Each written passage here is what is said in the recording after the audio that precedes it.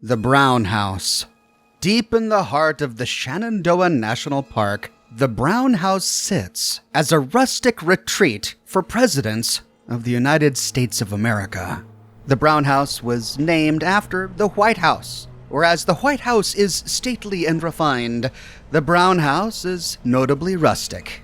It was built as part of the Rapidan Camp in 1929 by President Herbert Hoover.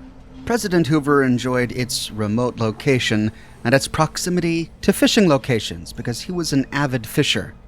While he was president, many distinguished figures and foreign leaders visited him at the Rapidan Camp, including Charles Lindbergh, Thomas Edison, and even Winston Churchill. In addition to the Brown House, the Rapidan Camp had a number of other structures, including a Marine camp, which was provided to the Marines who undertook security for the camp and its maintenance, as well as a camp just for cabinet members. Now, even though President Hoover built this place with his own money, when he lost his re-election in 1932, he donated it to the federal government to be used as a retreat for future presidents. When President Roosevelt succeeded him, he visited Rapidan Camp, but since he was wheelchair-bound, he found the camp to be a bit too rough for him to navigate. And so instead of using the Brown House and Rapidan Camp, FDR constructed Camp Shangri-La, which is now known as Camp David in Maryland. Since all future presidents went to Camp David and met with foreign dignitaries there, the Rapidan Camp and all of its buildings began to decay over time. It was used as a Boy Scout camp for a while, a federal retreat for some high-ranking government officials, but in our universe, no other president visited it after FDR until Jimmy Carter. A few vice presidents visited after FDR, including Walter Mondale and Al Gore, but that's about it. In 2001, the Brown House and the Rapidan Camp was restored and open to the public. But that's what happened in our universe. What happened to the Brown House in the Fallout universe? Was it still used as a presidential retreat when the bombs dropped? And if so, will we find any secrets there? The communists certainly thought so. In my recent video where we explored Camp Liberty, we found some notes written by a communist leader expressing some interest in the Brown House. And so we can head that way, hoping upon hope to find something of interest. Along the way, we bump into the electrician, and he's just an electrician. He won't talk to us, he's not hostile. After a while, we bump into a roadblock of blood eagles, but the electrician didn't seem interested in confronting them, and they didn't confront him either. Even when I cleared out the blood eagles, the electrician did nothing. Until he vanished in a puff of smoke. Well, I wonder where he went to. Maybe we'll find out later. At the southern part of the Shenandoah National Park, we find a road leading north into the middle of it. This gravel, unpaved road goes uphill, and we get attacked by a bunch of lost.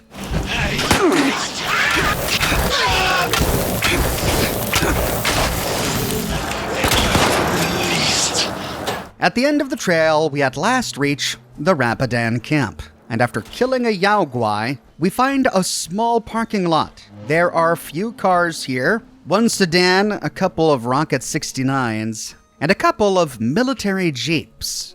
Next to the parking lot is a large log cabin, and in front of it is an information plaque. Welcome to the Brown House. It was the home of President Hoover and his wife Lou while they stayed at Rapidan Camp. The house gets its name from the color. Like how our presidents live at the White House, it was only fitting to name their summer home after the house color. With that, we discover the Rapidan Camp, and we overhear a Mr. Handy. Returning to normal operations. A Mr. Gardener? Soon we get attacked.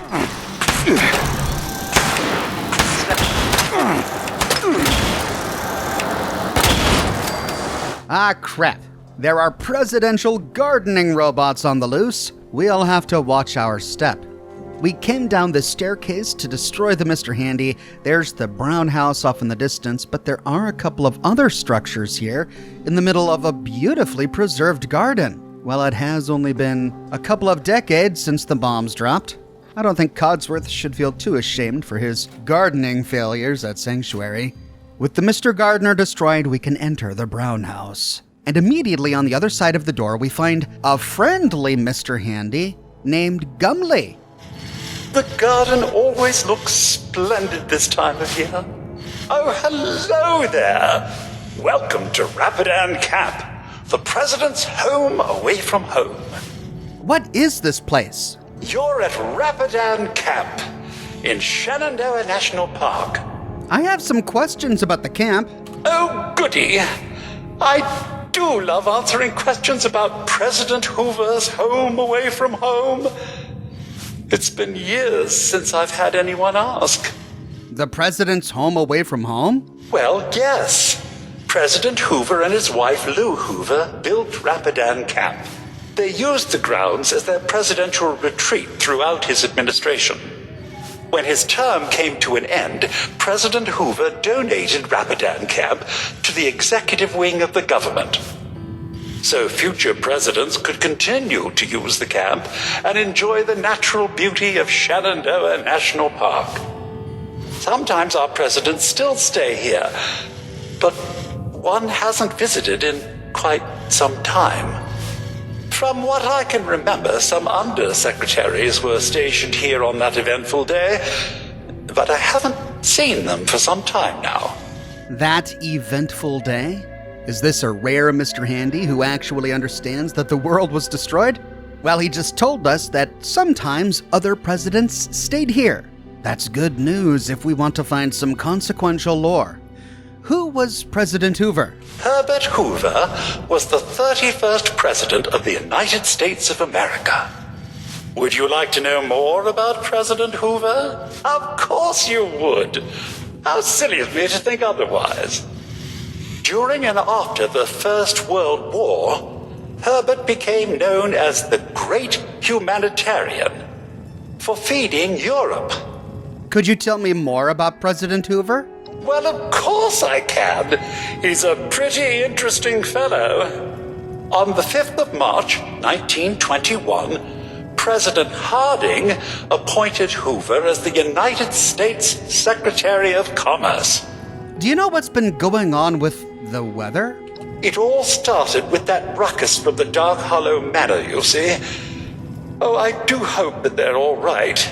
They are in the thick of it after all, but according to my colleague Hemsworth, the garden is in complete chaos. This brings me a lot of joy, as I've always felt that his garden was pretty tacky and didn't deserve all those gala awards. I've always believed the man was clearly overcompensating for something, if you catch my drift.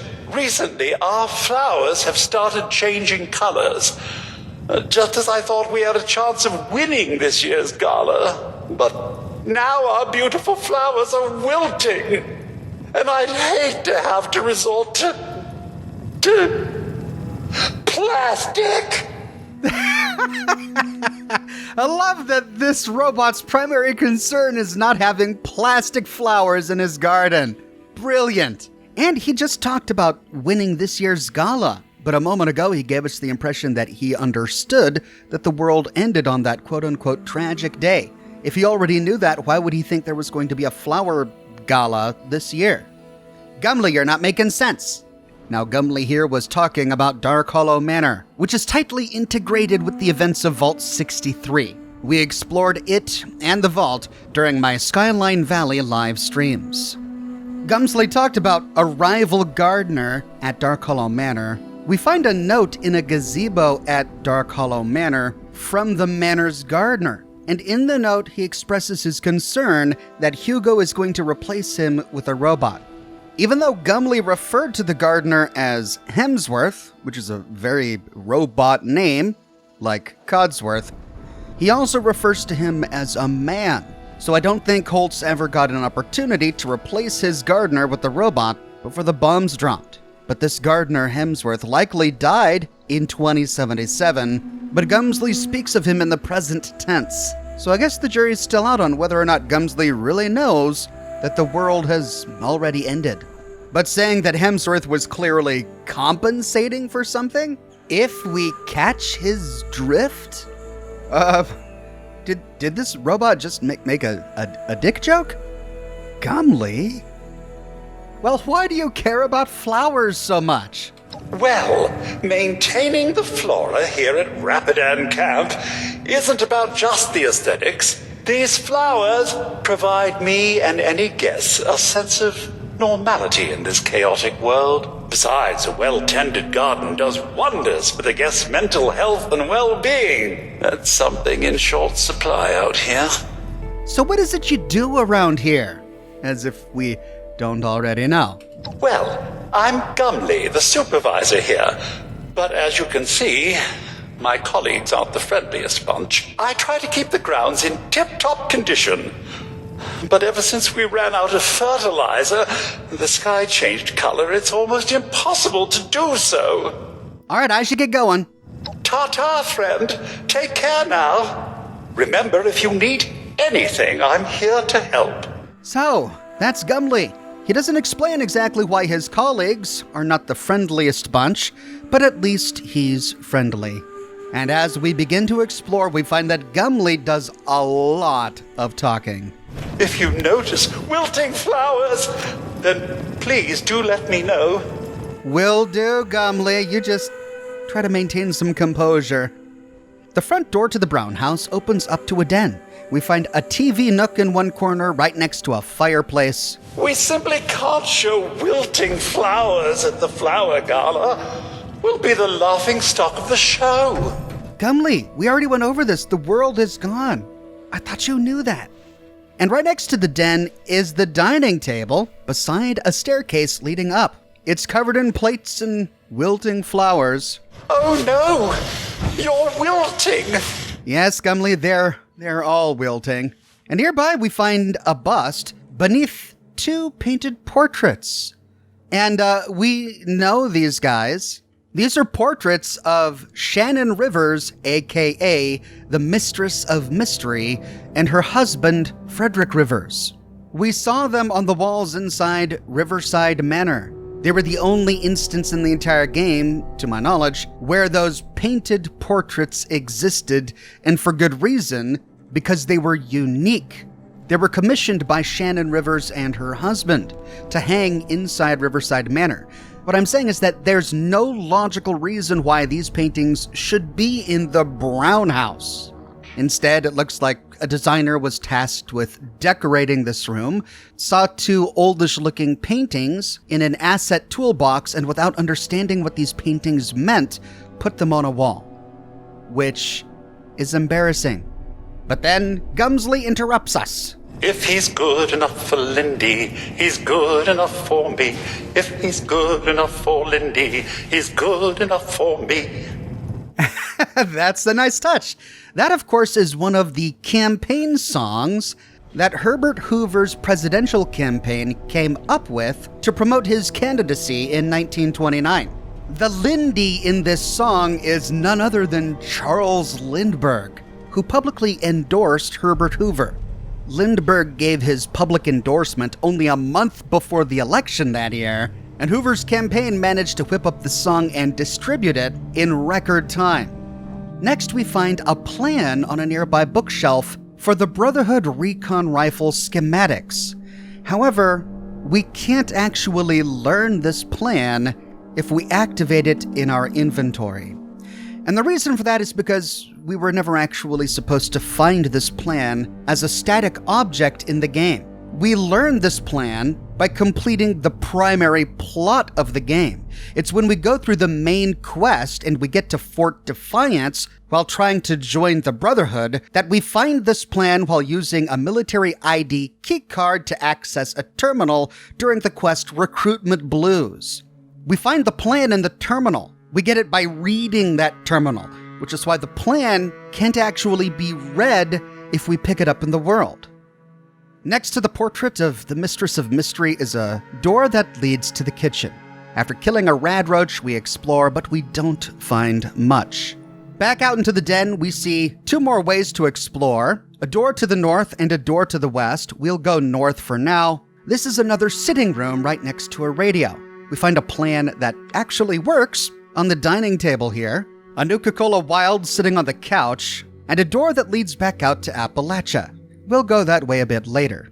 Next to it is a writing desk. There's nothing inside, however, on the desk is a framed photograph. And zooming in, we recognize this photograph. This is a picture of Abigail and Calvin Singh with their dog Dax. They were members of the Free States. We explored Abigail's bunker while doing one of the Free States quests, where we first found this photograph.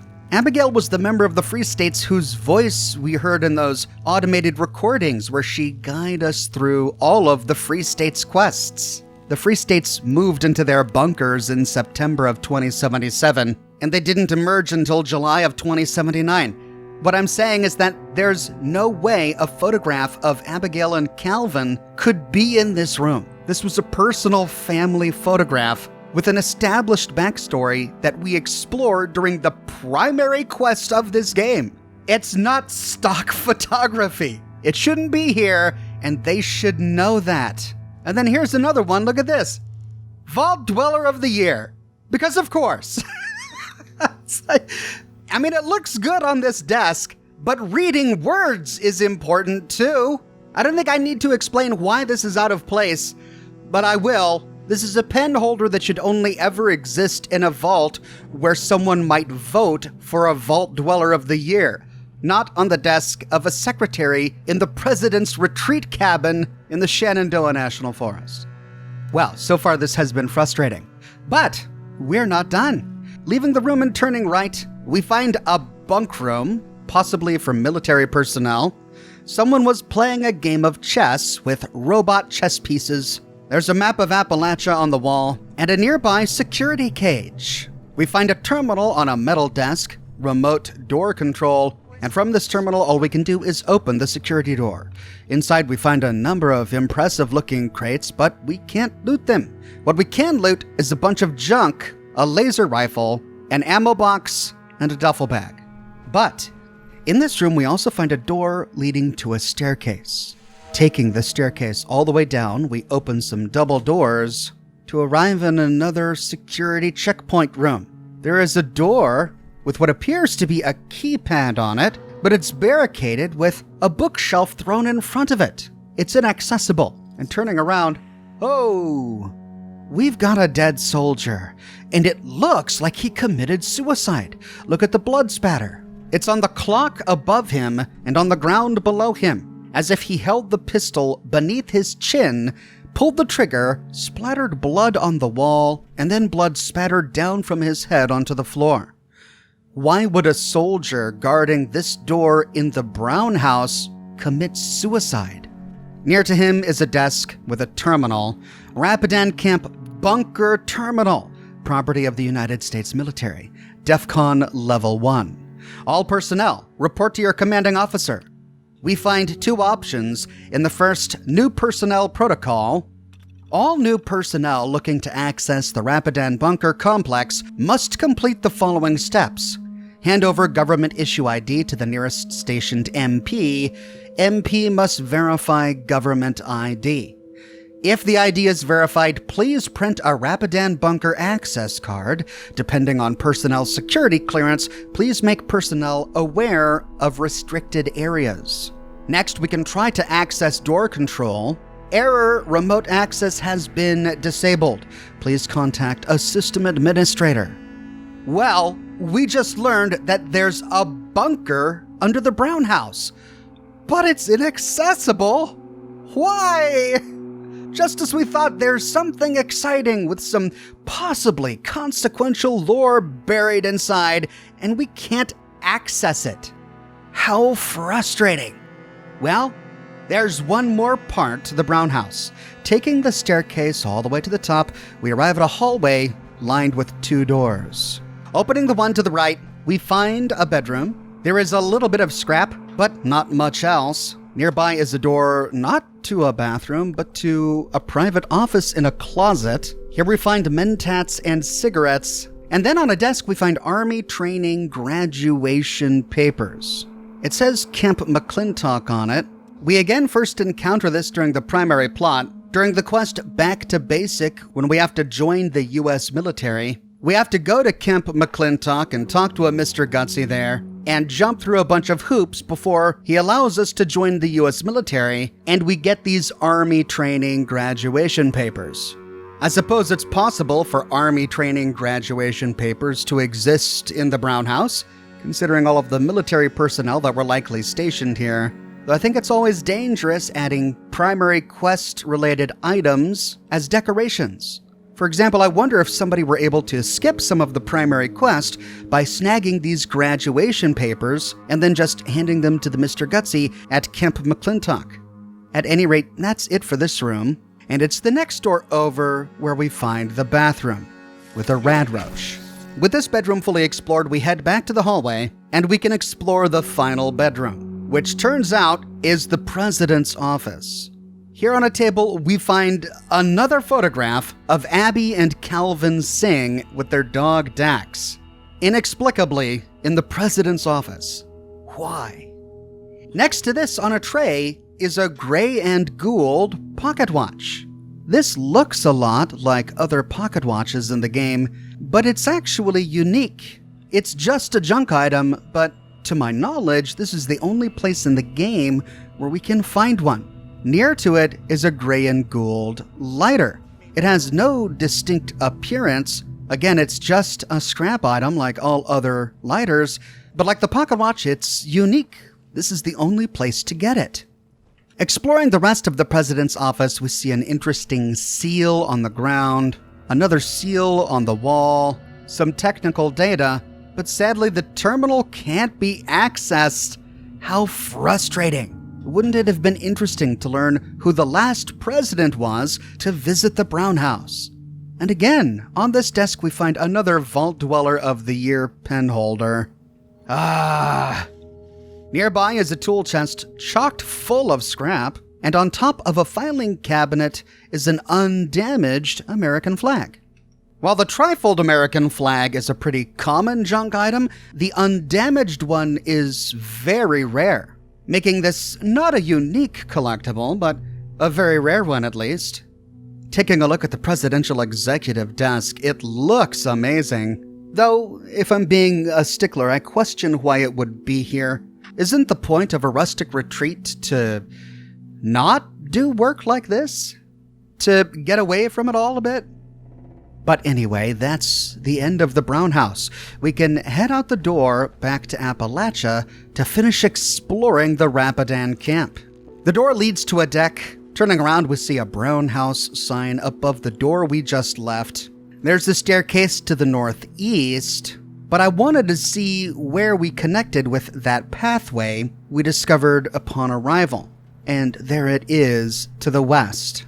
So hopping down, we can run to that staircase where we killed the Mr. Gardener, just so that we can get our bearings. All right, so here we are at the garden. There's the Brown House, and next to it is a bulletin board with 3 notes. In the first, Secretary of Interior visit, Office of the President, Secretary of the Interior quarterly visit. The Secretary of the Interior will be making their quarterly visit to Shenandoah National Park, scheduled for December 23rd, and has opted to stay here over the Christmas holiday. We are delighted that the Secretary has chosen to spend Christmas at Rapidan Camp. The trip coincides with their appearance at the Shenandoah New Year Eve's Party 2077. As a matter of national security, the Secretary has yet to announce that they will be spending time here over the holiday season, and the announcement is scheduled for the first week of November. Any information leakings will result in the termination of your employment, and you'll be dealt with appropriately. Wow, was that threatening there at the end? Like, killed or jailed? Damn. Well, we don't know much about who the Secretary of the Interior was, but we know after reading the terminal entries in the White Spring Bunker that the Secretary of the Interior ultimately arrived at the White Spring Bunker just before the bombs dropped. However, the secretary got injured in the process and died shortly thereafter in the medbay. Before moving on to the next, we find a Mr. Gardner supervisor. Protect and serve. And this guy's not upset. Maybe the Mr. Handy attacked us earlier because it was frustrated by all the wilting flowers. Back to the bulletin board, we can read the second note. Shenandoah New Year's Eve Party 2077. The Shenandoah New Year's Eve Party has been announced and will occur here at Rapidan Camp. This year, the event is sponsored by Stoltz Enterprises, with Mr. and Mrs. Stoltz appearing for a speech during the event. Near the end of the event, the Secretary of the Interior will make a special announcement about the future of Shenandoah National Park and future investments into the park. Remember to keep guests out of the Brown House and other restricted areas during the festivities. Well, Mr. and Mrs. Stoltz were, of course, Hugo and Cassidy Stoltz from Vault 63. It's likely that the announcement that the Secretary of the Interior was going to make during this party had something to do with the construction of Vault 63, undertaken by Hugo beneath the Shenandoah National Park. Shenandoah Halloween Spooktacular! As a thank you for all of your hard work over the past year, and to coincide with the White House's annual Halloween festivities, you have all been given the evening off to attend the Shenandoah Halloween Spectacular Party at the Shenandoah Visitor Center. Oh, well, very nice. We can then move on to explore this garden, and actually, it looks really nice. Nothing outside looks that wilted. We find a plaque, but we can't interact with it. Right next to this building. Exploring it, we see that it's the Prime Minister's cabin. There is a real Prime Minister's cabin at the Rapidan Camp of our own world. Prime Minister Ramsay MacDonald stayed here in our universe. Let's find out who stayed here in the Fallout universe. Heading inside and turning left, we find a note on a table. Welcome to the Rapidan Camp. On behalf of the President of the United States, we hope that you enjoy your stay as our special guest of honor. You'll find the kitchen stocked with everything you may need during your stay, including your favorite tea brand in the loose variety. Just ask your allocated Mr. Handy if you get peckish. The President is expected to arrive around 4 p.m., and dinner is expected around 6 p.m. We have venison steak with port sauce and Victoria sponge cake for dessert. In the meantime, feel free to explore the grounds and enjoy the beauty of Shenandoah National Park. Whoa! And by reading the note, we magically conjure a vase from a lamp. Glad to see that not all things change. Now, they don't say who this special guest is. It's inside the Prime Minister's cabin, but there are many nations that have Prime Ministers. We learn from the intro sequence to Fallout 1 that before the bombs dropped in 2077, Europe had dissolved into a bunch of bickering nation-states fighting over the world's remaining resources. In the 21st century, war was still waged over the resources that could be acquired. For these resources, China would invade Alaska, the US would annex Canada, and the European Commonwealth would dissolve into quarreling, bickering nation-states, bent on controlling the last remaining resources on Earth. And the United Kingdom is part of Europe. But I suppose that doesn't necessarily mean that the United Kingdom was fully destroyed if it was simply in a war over resources with other nations in Europe.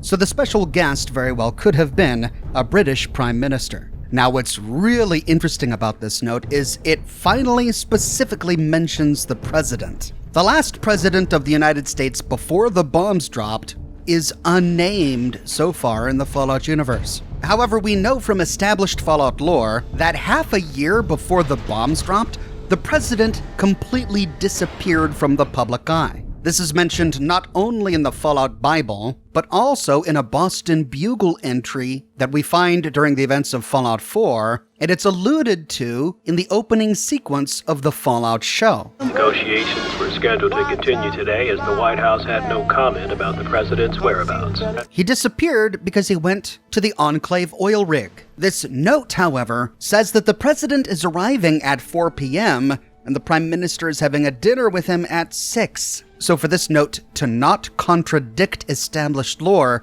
it has to be a very old note. A note that lay here for over 6 months before the bombs dropped and has been lying here ever since.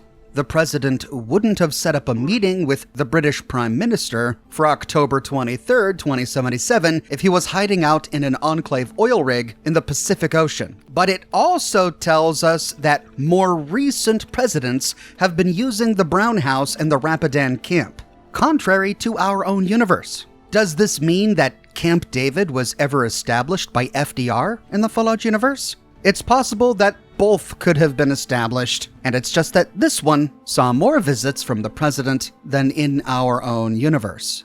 In the master bedroom, we found a safe with randomized stuff inside, and then another note on a table next to the bed, special visit itinerary. Special guest visit itinerary, 16th of November. What year? I'm guessing 2077, the year the bombs dropped. 9 a.m., arrive at Adams Air Force Base. 12 p.m., arrive at Rapidan Camp. 12:30 p.m., first photo op outside of the Prime Minister cabin. 2 p.m., lunch. 4 p.m., President arrives at Rapidan Camp. 4:30 p.m., second photo op around Rapidan Garden with the President. 6 p.m., dinner at the Brown House. 17th of November, 9 a.m., spot of stalking the elusive Shenandoah pheasant and wild turkeys. 12 p.m., give congressional speech. 12:30, photo op with members of Congress. 2 p.m., lunch with members of Congress. 3:30 p.m., tour Our Lady of Hope Hospital, photo op. 4:30 p.m., White House tour. 6 p.m., White House state dinner. 9 p.m., return to Rapidan Camp. 18th of November, 10 a.m., tour Shenandoah National Park. 1 p.m., important meeting with Mr. Hugo and Mrs. Cassidy Stoltz. 5 p.m., return to Adams Air Force Base for return flight home. Oh, it was November. On this itinerary is the president's arrival at 4 p.m. The Prime Minister, or this special guest, was to have a photo op with the president at 4:30, which means the president had to have been physically here. And then we again see the dinner at 6 p.m. But wait a minute, then that means that the president, who's been staying at the Enclave oil rig for the past 6 months and has been keeping out of the public eye, not keeping any appointments, not doing any speeches, not attending any galas or parties, was making plans 2 weeks in advance to meet the Prime Minister here? Well, this is completely new, and this information distorts a little bit what we know about the president and the Enclave. We get the impression from established Fallout lore that the president himself had given up on the American government, had joined the Enclave to create this shadow government, and 6 months before the bombs dropped, disappeared from public eye and fully committed himself to the Enclave, working with them behind the scenes. It wouldn't make sense for him to be doing all of that only to set up a meeting with the British Prime Minister in the capacity of America's president for early November. Especially if, as the game is leading us to believe, the president knew around when the bombs were going to drop.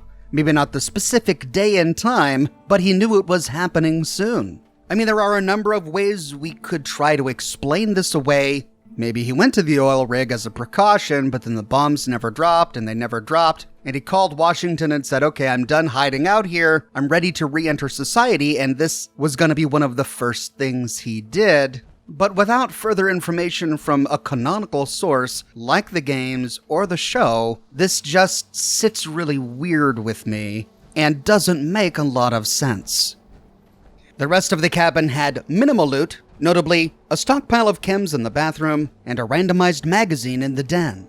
And so heading out, we can bid farewell to the Prime Minister's cabin and continue exploring the grounds. There are numerous cobblestone pathways crossing this way and that throughout the garden, but we have to be careful because there are more Mr. Handy gardeners out there.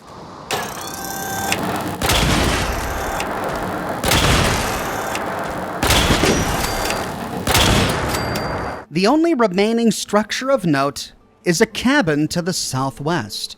Here we discover the Secret Service office. But it's boarded up and overgrown. Ivy grows on the walls and from the roof. The doors are all boarded up, and it looks like it's been this way for quite some time. We can't get inside. We can't explore it. Why was this place boarded up? Perhaps it's because the Secret Service moved with all of America's gold in Fort Knox to Vault 79, which was a primary plot point in the Wastelanders update for Fallout 76. But that's just one more reason why it doesn't make sense for America's president to be making plans to come back from the oil rig to meet the British Prime Minister in early November. His Secret Service was in a vault, protecting gold. Heading down the steps, we find a lakefront complete with a beach that still has rake marks in the sand. Wow, those Mr. Handies work hard. There's a boat and a few lawn chairs, a plaque that we can't read. There's a gazebo overlooking the lake, a fishing dock with an acoustic guitar overlooking the lake, and another one directly beneath a vertibird landing pad. Here we find another unreadable plaque and a dock. I wanted to see if there was anything interesting in the water, so diving down, there are a surprising number of fish down here. Beautiful, unmutated fish just floating around, as if somebody used a fish tank script and texture for this lake instead of like the mutated fish one. Under the waters, we find a garden gnome, a teddy bear, some scrap, but that's about it. Heading back to the dock, we begin to take a staircase up, but then we hear a voice. Weapons hot. Uh-oh, a special agent Assaultron. The Assaultron can't seem to find us, so creeping up the staircase, we can explore this level. There's one small boarded up shack here with a broken hand scanner outside, and the door is inaccessible. There are fish still hanging on this fish rack outside. I wonder who's been fishing here. And leaping atop the shack, we can try to get a good view of this Assaultron.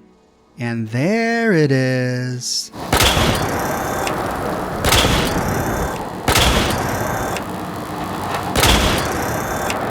You are facing an Assaultron. We're just too far away and it's hiding. Creeping forward, we can pass through the fenced-off area of the landing pad to try to get a better view. Leaping atop one of these pods, we see it. Run it. The special agent has nothing interesting on its inventory, and with the special agent dead, we can explore. There's a shelf with a fat man and mini nukes here. Glad they were taking such care to protect those. We can then explore these pods, and they're barracks, they're bunks, presumably for the military personnel assigned to work here. Similar, I think, to the Marine camp in our world's Rapidan Camp. Perhaps the soldiers who lived and worked right next to this vertibird landing pad were in charge of camp security and camp maintenance. In a skill level 3 locked pod, we find a number of containers and a copy of Astoundingly Awesome Tale, Rise of the Radiated.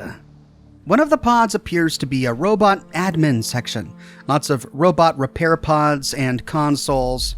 On a table nearby is a skill level 2 locked terminal, Rapidan Camp Vertibird Pad Terminal. All personnel, report to your commanding officer.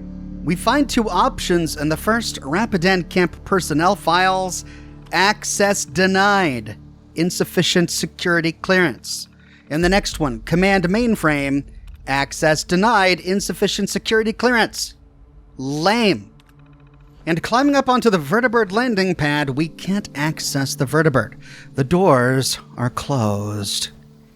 And that is it for the Rapidan Camp. There are some similarities between this one and the one in our own universe. As the real Rapidan Camp began to disintegrate, most of the buildings were destroyed except for 3 remaining structures, which were refurbished. Likewise, this one has 3 remaining cabins. But unlike the one in our universe, this one appears to have gotten more activity, with, controversially, a visit by the president planned here for November.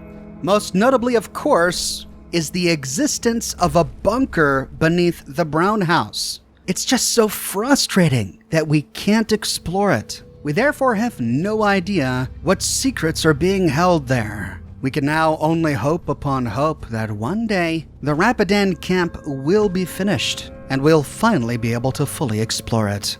On our way out, we see the electrician's body. He was killed by a bunch of blood eagles along the road. So that's where he went. He zapped out of existence at the beginning of the episode and reappeared right here in the middle of danger only to die. And there's nothing on his inventory. What an enigma! That's it for now, but this isn't the last time we'll be mentioning the Rapidan Camp. It comes up briefly in my next lore video. If you want to find out how, be sure to subscribe or to click that bell notification button. If you have already but you still feel like you're missing out on YouTube notifications, consider following me on Twitter at Oxhorn. I update Twitter manually with every new piece of content that I publish.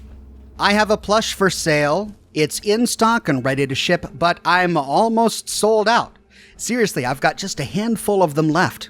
So if you want to make sure you get one before I'm sold out, snag one today. I've also got a shirt shop with completely unique designs that you can't find anywhere else.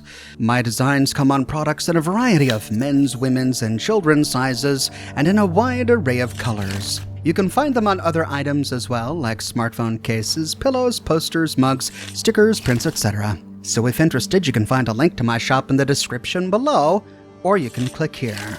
If you like what I do and you want to support me in another way, consider becoming a patron on Patreon or a member here on YouTube. YouTube members get little badges that appear next to their names in the comment sections of my videos, and access to ox emojis that they can use in my video comments and in the live chats of my live streams. But more than anything, I'm just so glad you're here watching this video with me today. Thank you so much for watching, and I'll see you soon with more brand new videos.